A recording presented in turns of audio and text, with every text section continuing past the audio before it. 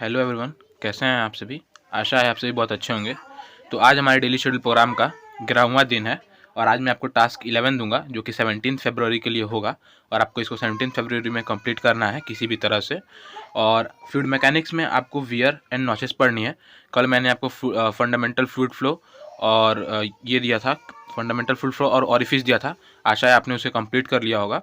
और आज आपको वियर एंड नॉचेस और ओपन चैनल फ्लो कंप्लीट करना है फ्लूइड मैकेनिक्स में। और वैल्यू उसके बाद एस्टिमेशन में मैंने आपको दिया था कि एस्टिमेशन में आपको पूरा एस्टिमेशन रिवाइज करना है।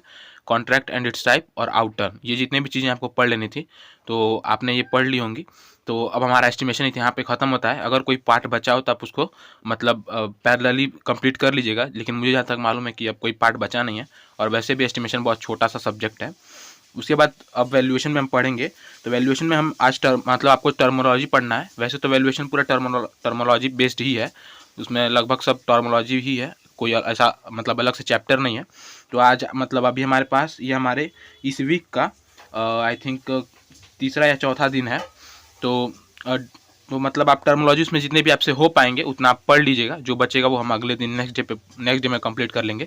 लेकिन हमारी मतलब जो मेन पर्पस, जो मेन गोल है वो ये है कि इस वीक में हमारा जो है ये कंप्लीट हो जाए फ्लूइड मैकेनिक्स और वैल्यूएशन।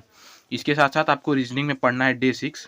जैसा कि मैंने आपको बताया हूँ कि 75 डे चैलेंज जो है टेक्स्ट बुक पे, उसमें आपको रीजनिंग का डे 6 कंप्लीट करना है।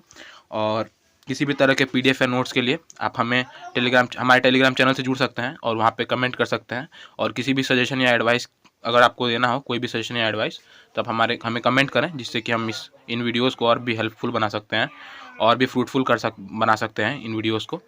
और ये था। और इसके साथ साथ आप प्रीवियस ईयर क्वेश्चंस को भी लगाते चलिएगा, क्योंकि बिना प्रीवियस ईयर क्वेश्चंस के आपको मतलब आइडिया नहीं होगा कि आपको और कितनी चीज़ें पढ़नी है, आपके कॉन्सेप्ट्स कितने क्लियर हुए हैं।